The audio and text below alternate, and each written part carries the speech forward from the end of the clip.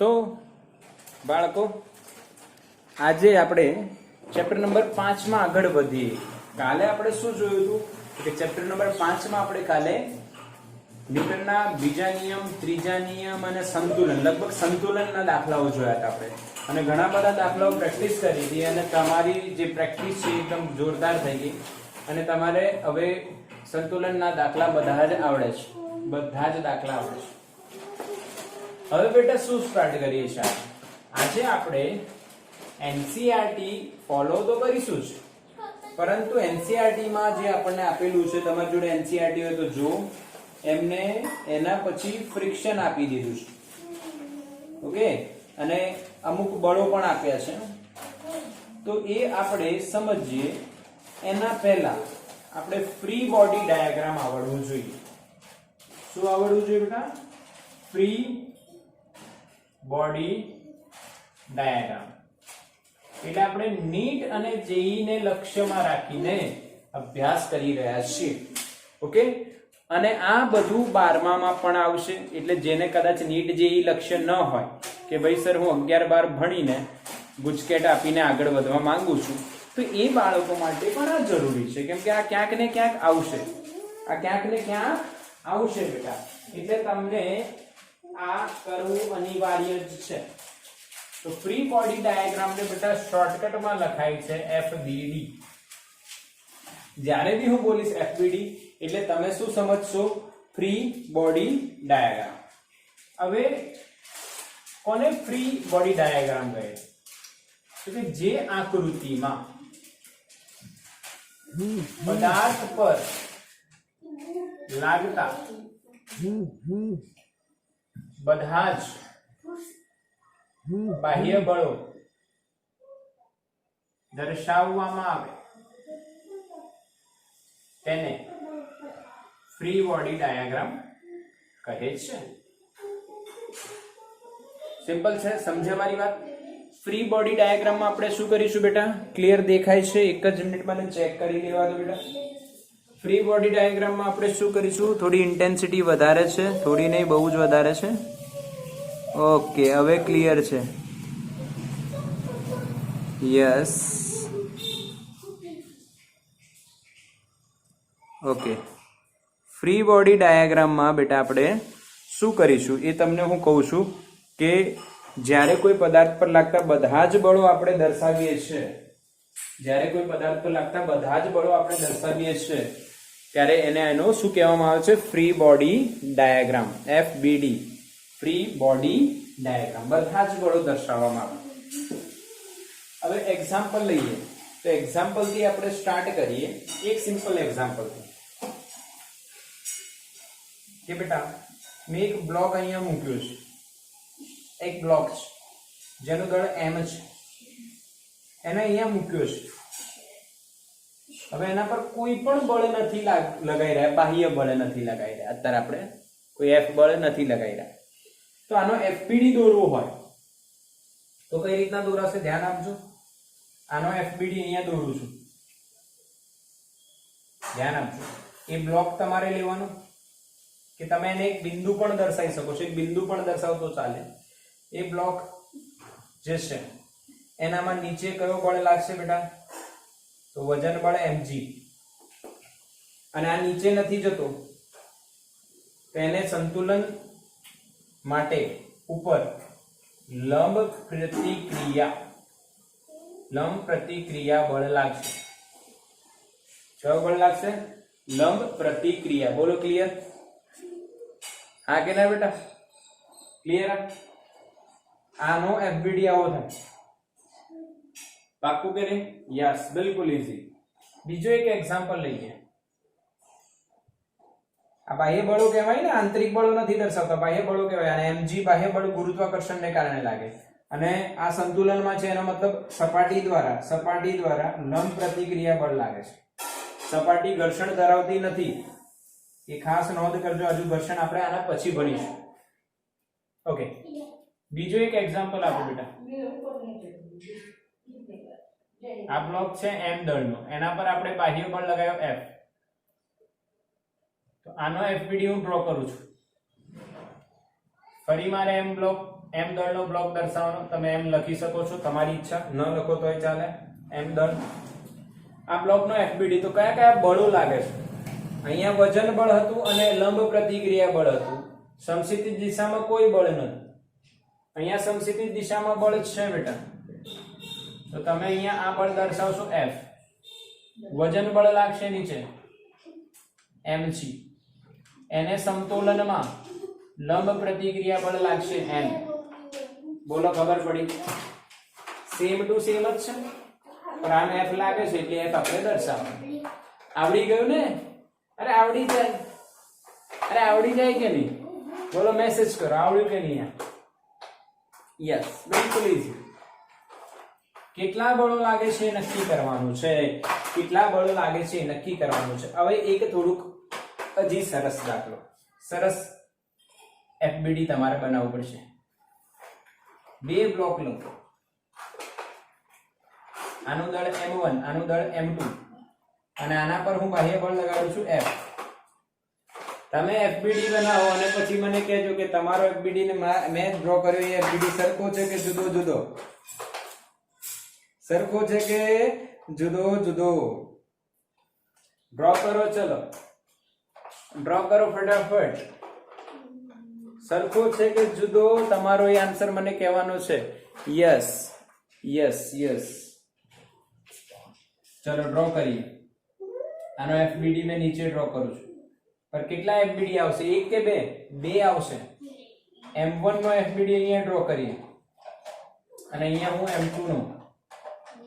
તમે m2 મોટો બી દર્શાવી શકો છો, મેં નાના નાના જ દર્શાવું છું, સમજી જજો. m1 પર બાહ્ય બળ લાગે F,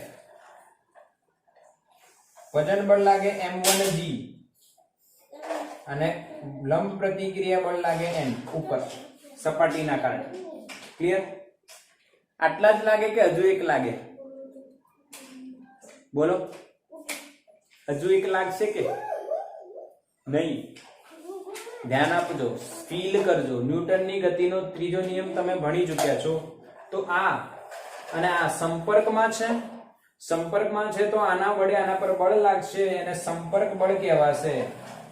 એને લખું છું FC. FC શું છે બેટા? સંપર્ક બળ, કોન્ટેક્ટ ફોર્સ. ક્લિયર? આવડ્યું કે નહીં? આ બંને સંપર્કમાં છે. તમે પોતાને વિચારો કે તમે m1 બ્લોક છો અને તમારા પર કોઈ બળ લગાડે છે અને બાજુમાં તમારામાં m2 બ્લોક છે, તો તમારા પર આમ બી બળ લાગ્યું અને આના કારણે અહીંયા બી લાગ્યું. ઓકે, હવે m2 ની વાત કરીએ. m2 ની વાત કરીએ તો એના પર વજન બળ નીચે લાગશે m2g, એનું લંબ પ્રતિક્રિયા n થઈ. અચ્છા, એક વસ્તુ તમને કહી દઉં, અહીંયા સંતુલનમાં y દિશામાં સંતુલનમાં હોય એને ઉધ્વ સંતુલન કહેવાય.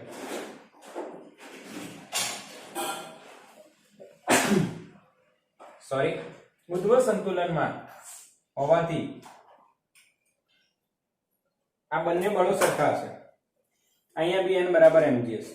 અચ્છા, અહીંયા તમારે n1 બતાવવું પડશે અને અહીંયા તમારે n2, બંને અલગ અલગ હશે. જો ઉધ્વ સંતુલનમાં હોય તો n1 બરાબર m1g, n2 બરાબર m2g થાય. અચ્છા, અહીંયા કોઈ બળ બાકી છે? વિચારો, અહીંયા કોઈ બળ બાકી લાગે? આમ જશે આખું સિસ્ટમ, તો m2 પર બી આમ આનો સંપર્ક બળ લાગશે ને, FC. એટલો જ લાગશે, પર વિરુદ્ધ દિશામાં. જો આને તમે આમ મારો છો તો m2 આમ રોકશે એટલે એ સંપર્ક બળ આમ. જ્યારે m2 વિશે વિચારો, m2 વિશે વિચારો તો m2 આમ જઈ રહ્યો છે, એના પર m1 આમ બળ લગાઈ રહ્યું છે, સંપર્ક બળ. પાક્કું કે નહીં? બોલો, FBD આવડ્યું કે નહીં બેટા? અહીંયા તમારે ઉધ્વ સંતુલનમાં હોય તો n1 બરાબર m1g લખાય. અહીંયા તમારે ઉધ્વ સંતુલનમાં હોય તો n2 બરાબર m2g લખાય. ઉધ્વ સંતુલન. અહીંયા બી ઉધ્વ સંતુલનમાં હોય, ઉધ્વ સંતુલનમાં તો n બરાબર શું લખાશે? mg. ઉધ્વ સંતુલનમાં હોય તો ગતિ આમ થતી હોય, ઉધ્વ ન જતું હોય. હા, અધો અને ઉધ્વ એમાં સંતુલનમાં છે એટલે બંને બળ સરખા છે. ક્લિયર? પાક્કું કરો, અને નોટ કરો, સ્ક્રીનશોટ લો. સ્ક્રીનશોટ લો બેટા. ચલો બેટા, હવે તમને ફ્રી બોડી ડાયાગ્રામ મેં શીખવાડી દીધું, બિલકુલ ક્લિયર કરાવી દીધું, એકદમ પાક્કું. હવે તમારે ફ્રી બોડી ડાયાગ્રામ ડ્રો કરવું હોય તો કોઈ બી બ્લોક લેવાનો, એના પર લાગતા બધા બળો દર્શાવવાના. ઘર્ષણ બળ ભણ્યા પછી આપણે ઘર્ષણ બી દર્શાવવાનું હોય. ઘર્ષણ બળ ગતિની વિરુદ્ધ દિશામાં હોય, હા કે ના? અચ્છા, હવે એનસીઆરટી માં પણ થોડુંક ધ્યાન આપીશું આપણે. એનસીઆરટી માં જો કે ભાઈ યંત્રશાસ્ત્રમાં મળતા સામાન્ય બળો, નોર્મલ ફોર્સીસ, ઘણા બધા બળો છે યંત્રશાસ્ત્રમાં. કયા કયા બળો મળતા હોય? Common forces in mechanics. બાહ્ય બળ છે,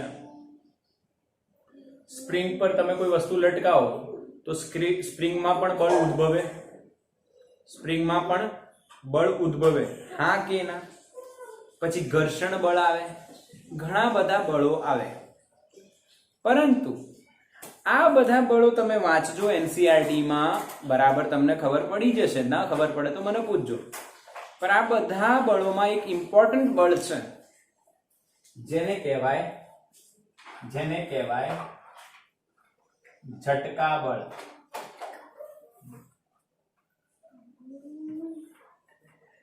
શું કહેવાય એને? ઝટકા બળ.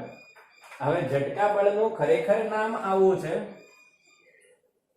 આભાસી બળ. ઇંગ્લિશમાં એને કહેવાય સ્યુડો ફોર્સ. એના વાસ્તવિક નામ છે, પણ મેં જયારે ઝટકા બોલ્યો તો ત્યારે તમને મજા આવી કે હા આવું તો કંઈક મજા આવશે, એટલે મેં આને ઝટકા બળ કહું છું. ઇંગ્લિશમાં એને સ્યુડો ફોર્સ કહેવાય, ફિક્ટિશિયસ આભાસી બળ. આના વિશેની ચર્ચા કરવાની છે આપણે, આના વિશેની ચર્ચા કરવાની છે આજે. તો ક્લિયર તમે ચર્ચા સમજજો બેટા. આભાસી બળ કોને કહેવાય અને ફિક્ટિશિયસ ફોર્સ કોને કહેવાય, આની ચર્ચા આપણે કરવાના છે. આ ક્યાં? હવે તો તમને એક એક્ઝામ્પલ આપું, એક એક્ઝામ્પલ સમજજો. તમે કોઈ ગાડી કે ટ્રેન કે બસ કે ગમે તેમાં બેઠા હોય બેટા, ધ્યાન આપજો. આ તમે બેઠા છો, શાંતિથી બેઠા છો, મોબાઈલ જોવો છો, મારો લેક્ચર ચાલી રહ્યો છે, વિચારી શકાય, હા કે ના? અત્યારે આ ગાડી જે છે આનો વેગ 0 છે, એટલે ગાડી સ્થિર છે. હવે ગાડી સ્ટાર્ટ થાય તો કંઈક પ્રવેગ મળશે, કંઈક પ્રવેગ મળશે ને તો જ સ્ટાર્ટ થાય ને. પ્રવેગ ન મળે તો એનો વેગમાં ફેરફાર ના થાય, એટલે કંઈક પ્રવેગ મળશે. તો એને આ બાજુ એ પ્રવેગ મળે છે, તો બતાવો તમે કઈ બાજુ જશો? આ જમણી બાજુ કહેવાય. તમારી જમણી બાજુ એને પ્રવેગ એ મળે, તો તમે કઈ બાજુ જશો? જમણી બાજુ? યસ, ડાબી બાજુ. રાઈટ આન્સર, ડાબી બાજુ. રાઈટ આન્સર આવી ગયો. એટલે તમને શું લાગશે બેટા? ઝટકો. તમને શું લાગશે? ઝટકો લાગશે. એટલે આને હું કયો બળ કહું છું બેટા? ઝટકા બળ. કયો બળ કહું છું? ઝટકા. કોઈ તમારા પર ધક્કો મારે છે? ના. કોઈ તમને કહે છે કે તમે આમ જાઓ? ના. ગાડી આ બાજુ પ્રવેગી ગતિ કરે. કઈ ગતિ કરે? પ્રવેગી ગતિ, હા કે ના?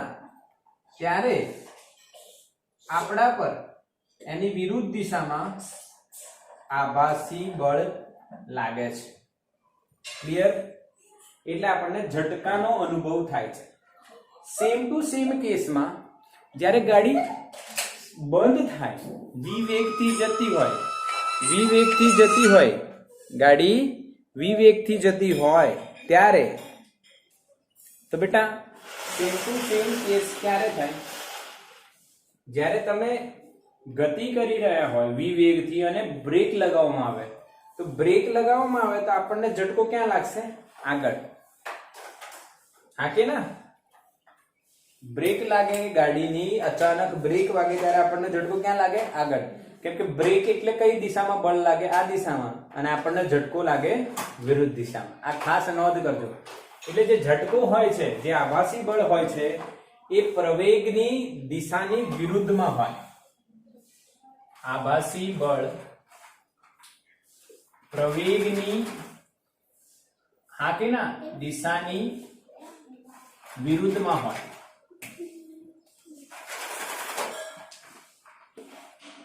અથવા ગાડી વાહન પર લાગતા બળની વિરુદ્ધ દિશામાં હોય છે. હા કે ના? હા, તમને બતાવી શકું છું. જો હું બતાવી શકું છું બેટા, તમને બતાવી શકું છું. જો મારી જોડે છે, રમકડા છે. હા, ટ્રક છે, આયર્ન મેન છે ભાઈ. જોજો, હવે આયર્ન મેન ને અત્યારે આપણે આમ રાખીએ, બરાબર. હવે જો હું આગળ, અત્યારે 0 છે, હવે હું જેવો આગળ જઈશ તો આયર્ન મેન ક્યાં જશે? પાછળ. આગળ જઈએ છે તો ઝટકો ક્યાં લાગે છે? પાછળ. અને જતા હોઈએ અચળ વેગથી અને અચાનક બ્રેક મારીએ તો આ ક્યાં જશે? આગળ. આને કહેવાય કયો બળ બેટા? ઝટકા બળ. આને બેટા કયો બળ કહેવાય? ઝટકા બળ, આભાસી બળ. બોલો, ફીલ થયું? હા કે ના? અથવા તમે અહીંયા કહી શકો છો, આભાસી બળ હંમેશા બાહ્ય બળની વિરુદ્ધ દિશામાં હોય. બાહ્ય બળની દિશાની વિરુદ્ધમાં જ હોય. જે બાહ્ય બળ લાગતું હોય, અહીંયા આ એન્જિન જે છે ગાડી પર, બાહ્ય બળ આમ લગાવી રહ્યું છે એટલે અહીંયા F બરાબર ma લખાય. પ્રવેગ a છે, પ્રવેગ a છે આ બાજુ. ઝટકો કઈ બાજુ લાગશે? વિરુદ્ધ દિશામાં. બોલો, પાક્કું? હા, ફીલ થયું? બધાને ફીલ થયું બેટા? મજા આવે છે ને? સમજ પડે? યસ. આને ઝટકા બળ કહેવાય, આને આભાસી બળ કહેવાય. હવે પ્રશ્ન એવો થાય, આભાસી બળ નું મૂલ્ય કેટલું? ધ્યાન આપજો. માની લો આ માણસનું દળ m છે, આ માણસનું દળ m છે, દળ m છે અને એના પર આભાસી બળ લાગે છે આના કારણે, એના કારણે. તો બચ્ચો અહીંયા ધ્યાન આપજો, સમજજો. આભાસી બળ m દળના પદાર્થ પર a પ્રવેગના કારણે લાગે છે એટલે આભાસી બળનું મૂલ્ય થશે Fp. p એટલે સ્યુડો. અચ્છા, સ્યુડોમાં p સાયલેન્ટ છે, p ને બોલવાનું નથી એટલે એને સ્યુડો બોલાય. એમાં Fp એટલે આભાસી બળ, દળ m અને પ્રવેગ, આભાસી પ્રવેગ કેટલો લાગે ભાઈ? a. આ a પ્રવેગથી ચાલે તો એના પર આભાસી પ્રવેગ a જ લાગે. એટલે બેટા આભાસી બળનું મૂલ્ય કેટલું થાય? ma. પાક્કો? આભાસી બળનું મૂલ્ય કેટલું બેટા? ma. આભાસી બળનું મૂલ્ય કેટલું? ma. સમજ્યા પડી બધાને? આવડી ગયું કે નહીં? કહો મને, આભાસી બળ, આ ઝટકા બળ, આ સ્યુડો ફોર્સ, આ ફિક્ટિશિયસ ફોર્સ. પાક્કો? આવડી ગયું બધાને? યસ. આનું સ્ક્રીનશોટ લઈ લો બેટા, સ્ક્રીનશોટ લો આનું. તો હવે બેટા નિર્દેશ ફ્રેમની પણ વાત કરી લઈએ. મેં તમને નિર્દેશ ફ્રેમ ચેપ્ટર નંબર 3 માં ચલાવી હતી ત્યારે મેં કીધું હતું નિર્દેશ ફ્રેમના 2 પ્રકાર હોય. નિર્દેશ ફ્રેમના કેટલા પ્રકાર હોય? 2 પ્રકાર. અચ્છા, નિર્દેશ ફ્રેમ શું છે તો ખબર છે ને?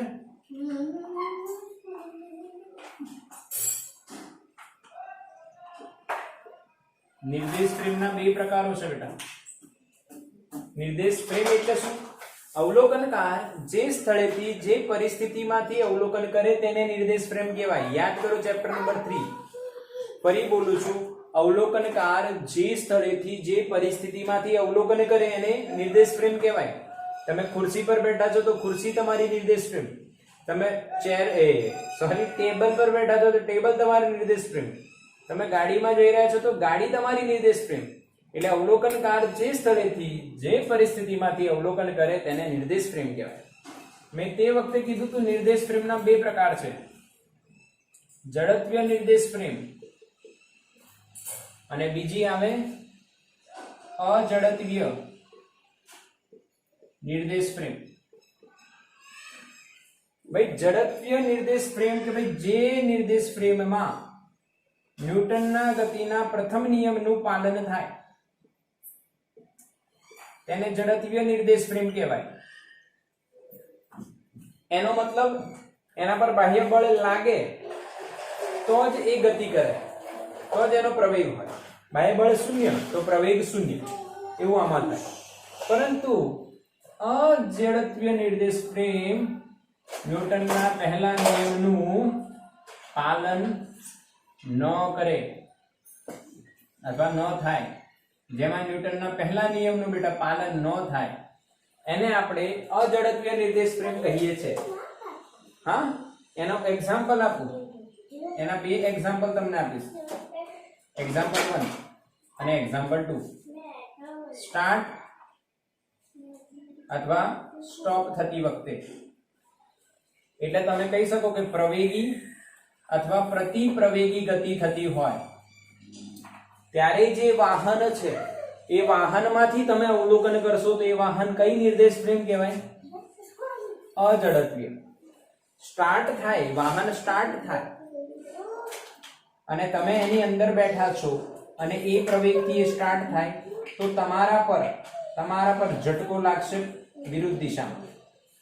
એટલે અહીંયા તમારા પર કોઈ બળ લાગતો નથી તોય તમારી ગતિ થાય છે, એટલે અહીંયા તમને આભાસી બળ લાગે છે, તો આ કહેવાય અજડત્વીય નિર્દેશ ફ્રેમ, જેમાં બાહ્ય બળ લાગતું નથી તોય છતાં તમે પાછળ જાઓ છો, એટલે બળ લાગ્યા વગર તમને પ્રવેગ મળે છે પાછળ તરફ, આને કહેવાય અજડત્વીય નિર્દેશ ફ્રેમ.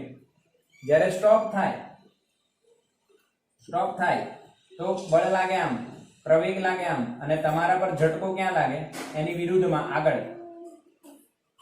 અહીંયા કોઈ તમારા પર બળ નથી લગાડતું, પર સ્ટોપ થાય ત્યારે બસ આ બાજુ બળ લાગે છે એના પર, બસમાં, ગાડીમાં, ટ્રકમાં, કોઈ બી વસ્તુમાં આ દિશા પર બળ લાગે અને તમારા પર આભાસી બળ. હવે તમારા પર કોઈ બાહ્ય બળ લાગ્યું નથી છતાંય તમને આગળ તરફ પ્રવેગ મળે છે, બળ વગર પ્રવેગ મળે, એટલે ન્યૂટનના ગતિના નિયમનું પહેલા નિયમનું પાલન થતું નથી. આવી નિર્દેશ ફ્રેમને શું કહેવાય? અજડત્વીય નિર્દેશ ફ્રેમ. તો શોર્ટમાં શું યાદ રાખીશું? અચ્છા, આ કઈ? તો ભાઈ અચળ વેગે, કાં તો સ્થિર હોય, કાં તો એટલે પ્રવેગ શૂન્ય હોય, એ શૂન્ય હોય, એટલે વેગ અચળ, v અચળ. તો અચળ વેગે જ્યારે ગતિ થતી હોય કે સ્થિર ઊભી હોય ત્યારે કઈ નિર્દેશ ફ્રેમ કહેવાય? જડત્વીય નિર્દેશ ફ્રેમ. બોલો પાક્કું? હા કે ના બેટા? નિર્દેશ ફ્રેમના બે પ્રકાર, જડત્વીય અને અજડત્વીય. જડત્વીય એટલે ન્યૂટનના પહેલા નિયમનું પાલન કરે, એટલે કે બળ 0 તો પ્રવેગ 0, બળ લાગે તો પ્રવેગ લાગે, એટલે પાલન કરે. જેમ કે પ્રવેગ 0 હોય, સ્થિર ઊભી હોય ગાડી, કાં તો અચળ વેગે ગતિ કરતી હોય, તો એને કહેવાય જડત્વીય નિર્દેશ ફ્રેમ. એમાંથી તમે અવલોકન કરો તો તમારા પર કોઈ ઝટકો વટકો લાગતો નથી. ઓકે. અજડત્વીય નિર્દેશ ફ્રેમ એટલે શું? ન્યૂટનના પહેલા નિયમનું પાલન ન કરે. એનો અર્થ શું? ન્યૂટનનો પહેલો નિયમ શું? પ્રવેગ હોય તેનો મતલબ બળ લાગે છે, પ્રવેગ નથી તો બળ લાગતું નથી. પરંતુ અહીંયા ઊંધું છે, અહીંયા ઊંધું થાય, અહીંયા તમારા પર કોઈ બળ ના લાગે છતાંય ગાડી સ્ટાર્ટ થાય એ પ્રવેગથી, તો તમને પાછળ તરફ પ્રવેગ મળે, પાછળ ઝટકો લાગે, એને આભાસી બળ કહેવાય. એટલે પ્રવેગી ગતિ કરતો હોય કાં તો પ્રતિપ્રવેગી ગતિ થતી હોય, એવી ગતિ દરમિયાન જે વાહન છે, જે વસ્તુ છે, જેમાંથી અવલોકન થઈ રહ્યું છે, એ કેવી નિર્દેશ ફ્રેમ બને? અજડત્વીય. પાક્કો? હા કે ના? અને આભાસી બળ જે લાગે છે એનું મૂલ્ય કેટલું બેટા? આભાસી બળનું મૂલ્ય કેટલું? ma. એ જેટલો ઝટકીય પ્રવેગ, અહીંયા જે પ્રવેગ લાગે છે ઝટકાને કારણે, એ, અને દળ વસ્તુનું કે પદાર્થનું કે માણસનું કોઈ બી. ક્લિયર? હા કે ના? એટલે જ્યારે ઝટકો લાગે ત્યારે નિર્દેશ ફ્રેમ કેવી બને? જડત્વીય કે અજડત્વીય? અજડત્વીય. અને ઝટકો ક્યારે લાગે? જ્યારે કઈ ગતિ થાય? પ્રવેગી કાં તો પ્રતિપ્રવેગી. જ્યારે પ્રવેગ શૂન્ય હોય એટલે કે વેગ અચળ હોય ત્યારે નિર્દેશ ફ્રેમ કઈ કહેવાય? જડત્વીય. બોલો ક્લિયર? આખો કોન્સેપ્ટ પાક્કો બેટા? હા કે ના? ક્યાંય કોઈ ડાઉટ હોવો જોઈએ નહીં. આનો સ્ક્રીનશોટ લઈ લેજો અને બરાબર લખી લેજો. તો બાળકો, અત્યાર સુધી આપણે FBD દોરતા શીખ્યા, આભાસી બળ શીખ્યા અને નિર્દેશ ફ્રેમના બે પ્રકારો શીખ્યા, જડત્વીય અને અજડત્વીય. આટલું આપણે ભણ્યા. તો આનો કોઈક યુઝ આપણે જોઈએ તો કેવી મજા આવે. તો એક કેસ લઈએ છે. તો એક કેસ, સ્પેશિયલ કેસ, આ બધું આજનો કન્સેપ્ટ સમજાય તમને એના માટે ધ્યાન આપજો. સ્પેશિયલ કેસ લઈએ છે. લિફ્ટમાં માણસનું વજન કેટલું? હવે આ શું કન્સેપ્ટ બતાવે છે બેટા? આ શું કન્સેપ્ટ બતાવે છે સમજીએ. ચલો તો બેટા, લિફ્ટમાં માણસનું વજન, અથવા આપણે અહીંયા લખી શકીએ પરિણામી વજન, અથવા તમે બીજી રીતના બી લખી શકો છો, લિફ્ટમાં માણસ પર લાગતું પરિણામી બળ. કયો બળ બેટા? પરિણામી બળ. એટલે કુલ બળ કેટલું લાગશે લિફ્ટમાં? હવે આમાં અલગ અલગ કેસ તમને 3, 4, 5 જેટલા જોવા હોય આપણે જોઈ શકીએ છીએ, બટ બેઝિક સમજીએ તો ધ્યાન આપજો. પહેલો કેસ આમાં લઈએ, લિફ્ટ સ્થિર છે. લિફ્ટ સ્થિર છે બેટા. આ લિફ્ટ છે, એનો પ્રવેગ પણ શૂન્ય છે અને વેગ પણ શૂન્ય છે. તો અહીંયા કોઈ માણસ હોય બેટા, એ માણસ પર નીચે કેટલું બળ લાગે? mg. એનું દળ m છે. અને ઉપર લંબ પ્રતિક્રિયા બળ લાગે n. પાકું કે નહીં? હા કે ના? ઇન્ટેન્સિટી થોડીક વધી ગઈ છે, થોડીક ડિક્રીઝ કરી દઈએ ભાઈ. એટમોસ્ફિયર ચેન્જ થાય છે એટલે બેટા આવું થાય. ઓકે, આ ખબર તો પડી બધાને? હા કે ના? ક્લિયર છે? Okay, yes or no? Yes or no? હા, તો અહીંયા સ્થિર છે તો n બરાબર શું થાય? mg થાય ને, y દિશામાં સંતુલનમાં હોવાથી n બરાબર શું થાય? mg થાય. n બરાબર શું થાય? mg. તો માણસનું એપરન્ટ વેટ એ તેના એક્ચ્યુઅલ વેટ બરાબર થાય. અને કેટલું થાય? mg. એક્ચ્યુઅલ વેટ કેટલું છે ભાઈ એનું? mg.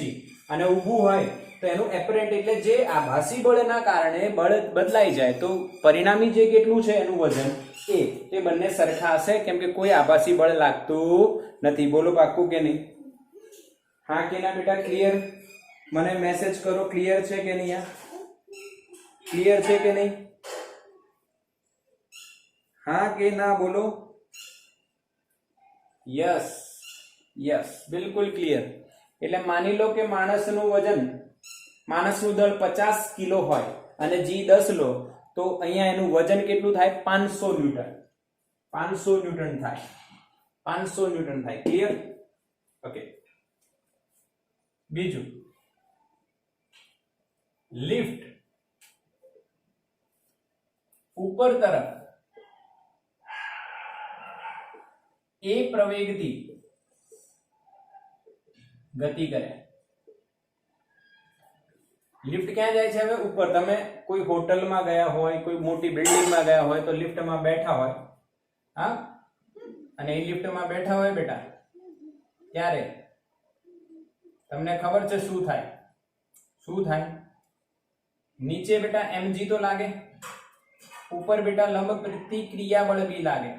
હવે લિફ્ટ ઉપર તરફ એ પ્રવેગથી જાય છે તો લિફ્ટ પ્રવેગી ગતિ કરે છે. ઉપર તરફ પ્રવેગ હોય તો ઝટકો ક્યાં લાગે?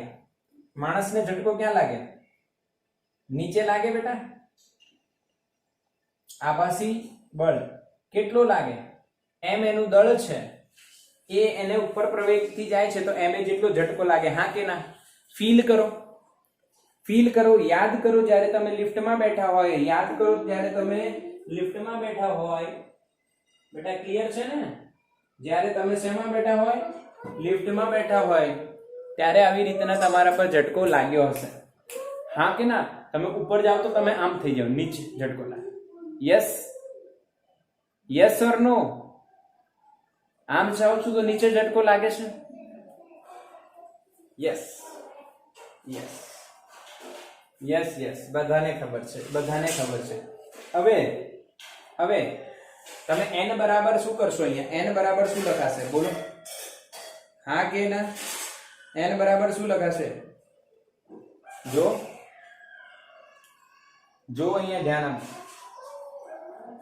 અહીંયા સંતુલિત અવસ્થા લઈએ, સંતુલિત અવસ્થા લઈએ તો ઉપર n છે અને નીચે બે બળો છે, તો n બરાબર શું લખાય? mg plus ma.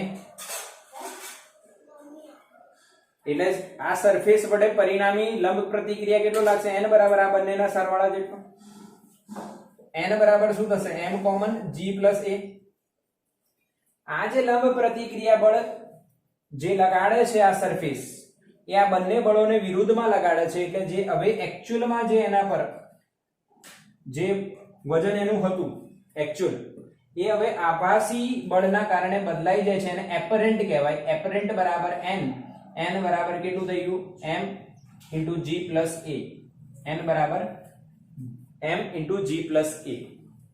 તો અહીંયા એપરન્ટ વેગ એપરન્ટ વજન એ વાસ્તવિક વજન કરતા વધી જશે.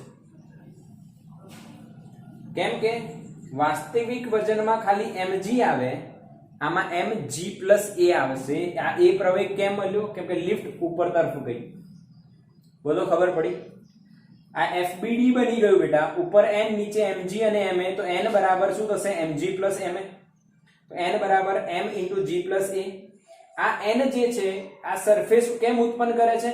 કેમ કે આના માણસ દ્વારા આટલું બળ લાગે, તો માણસ દ્વારા જે બળ નીચે લાગી, માણસ દ્વારા જે નીચે બળ લાગી રહ્યું છે એ જ એનું mg થયું, એ જ એનું વજન થયું.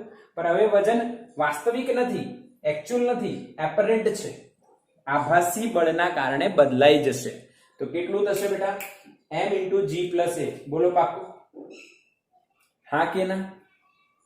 હા કે ના? બોલો. સમજાયું કે નહીં? અરે યાર, ઉધ્વ સંતુલનની વાત કરો તો n બરાબર આ બે થવા જોઈએ. બસ આ ઝટકો છે ભાઈ. આ ઝટકો કોના કારણે લાગ્યો? લિફ્ટ એ પ્રવેગથી ઉપર ગઈ એટલે ઝટકો નીચે લાગ્યો. એટલે પ્રવેગ જો શું થઈ ગયો? હવે સ્થિર હોય ત્યારે પ્રવેગ કેટલો છે? g. હવે પ્રવેગ કેટલો થશે? g plus a. હા કે ના? ક્લિયર? ઓકે, સ્ક્રીનશોટ લઈ લો. ચલો.